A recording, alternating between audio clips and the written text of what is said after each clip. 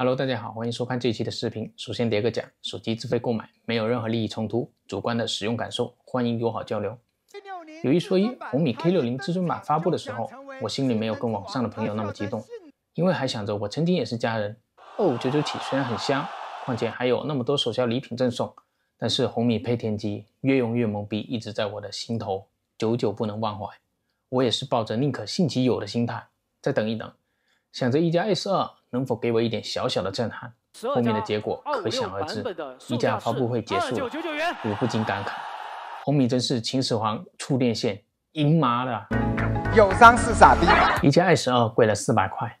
无论是机身质感、超薄指纹解锁还是充电，确实要比红米 K60 至尊版好上不少。但是我就是忍受不了中高亮度下的低频 PWM 调光，我想要有一块看起来更加舒服的屏幕。不过截止我写稿的时候，已经有博主爆料说一加后续会 OTA 升级到类 DC 调光。好家伙，你早不发晚不发，我这红米都拿到手了你才说。相信我，下次一定会买你的，我们下次再做家人。但是屏幕前的小伙伴就不要下次一定了，一键三连对我非常重要。这台红米 K60 至尊版我买的是隐青的配色，说下为什么买这个颜色，因为黑色太普通了，应该是 Note 12 Turbo 一样的，只不过塑料后盖换成了玻璃，内部纹理都是仿碳纤维纹理。白色的确好看，有一些陶瓷的质感，毕竟是自己用的，所以就要买点不一样的。真不是我买不到白色才这么说的。真香！隐青的颜色相对比较淡雅，玻璃的手感确实不错，可惜是金属穹顶的 Deco 设计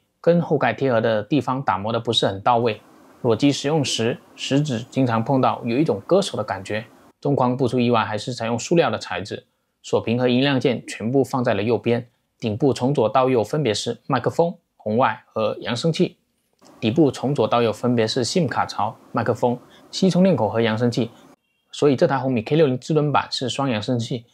因为我手里没有别的手机可以对比，那就跟我的 iPhone 比一比。音质我不过多的评价，不过外放的时候后盖还是能够感受到相对比较明显的震动。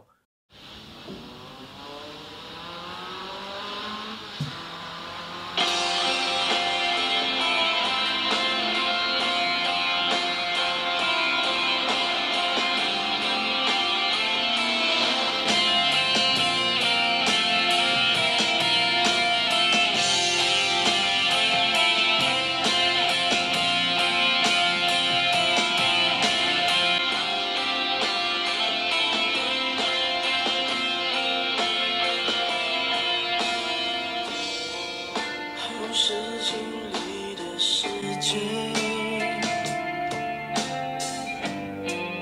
越来越远的道别，一转身想，侧脸还是很美，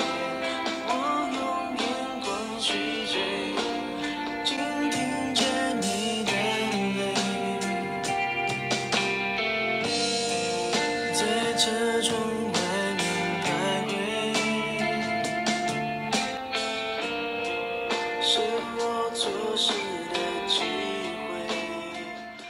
裸机的重量是207克，还算不错。如果能达到200克以下，我觉得会更好些。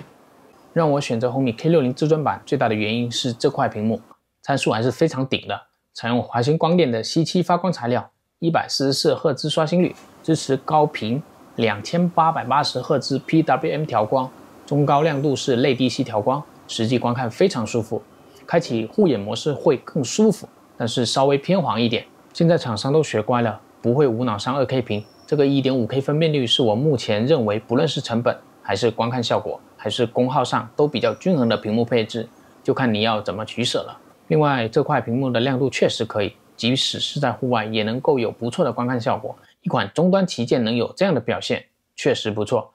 边框控制就非常一般了，下巴会比其他3边要稍微宽上那么一点点。还有一点，我不知道是不是MIUI 的机型都这样，为了防止 OLED 烧屏，屏幕没有常亮的选项，也没有注视常亮的功能。作为一款双星旗舰、狂暴旗舰，处理器肯定是不能忽悠的。K60 至尊版配备了联发科的旗舰处理器天玑9200+，但是跑分嘛，官方宣传的和我实际跑的还是有一点点区别的。16+256的配置，安兔兔跑分是146万，对比宣传的170多万分，差的有点远了。我也不会在跑分上纠结太多，还是得看游戏中的表现。王者跑120帧那不是轻轻松松的嘛，平均功耗在 3.7 瓦附近，而原神在未开启超分超帧的情况下，平均帧率为 58.5 帧，功耗为 6.24 瓦，此时的机身非常烫，背面 43.9 度，正面45度，而开启了超分超帧之后，反而功耗下去了，平均帧率是48帧，也就是说是3倍超上去的，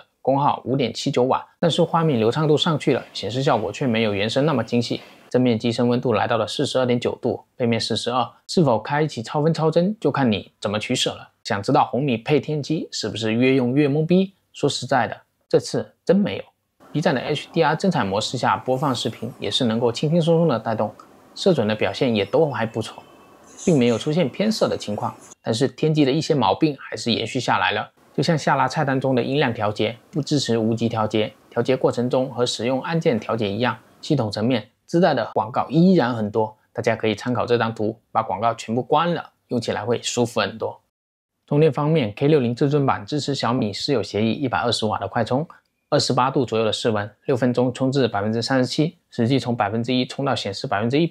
耗时24分钟，实际充满26分钟半，峰值功率能够达到103瓦，还是不错的。当然是需要在熄屏的状态下，一旦亮屏，功耗立马跌下来。方面，使用一天是没有什么问题的。有一天我凌晨充满，到隔天中午出门，全程一直是5G 在线，中间还稍微玩了20多分钟的原神，到我晚上回家剩 3% 的电量，使用一天问题不大。拍照方面我本来是不抱什么期待的，毕竟要是调好了，旗舰机怎么卖啊？ K60 至尊版主摄配备了5000万像素的 IMX800 传感器，默认直出的效果竟然还不错，就是确实有点高饱和战士了。日常来说已经够用了，也有 OIS 光学防抖，放点样张给大家看看。至于2颗凑数的镜头我就不多说了，基本用不上，也不会想去用。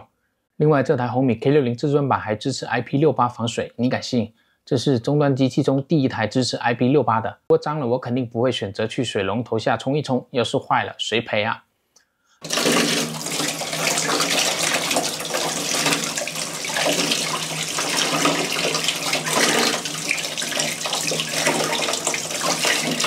真香！总结一下，这台红米 K60 至尊版最大的优势并不是所谓的 IP68 独显芯片，单单哪一个拎出去都不能说是一台非常值得买的手机。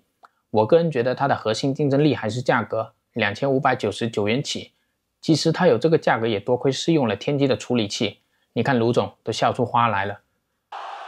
2599做基础，其他多给的配置体验就是锦上添花的作用了。